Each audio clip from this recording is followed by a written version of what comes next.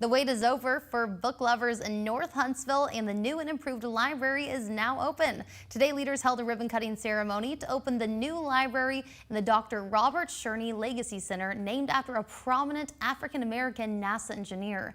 The 11-acre campus includes the latest technologies with 3D printing, meeting rooms, and multiple study areas. Leaders believe this will be a great resource for the community. We're just right now having a moment where we can recognize and remember the legacy of Dr. Shurney, but also, again, another wonderful day to show the investments that are happening in Northwest Huntsville. This is development of a whole campus, not just a library. Some of the investments we made here we haven't made anywhere else.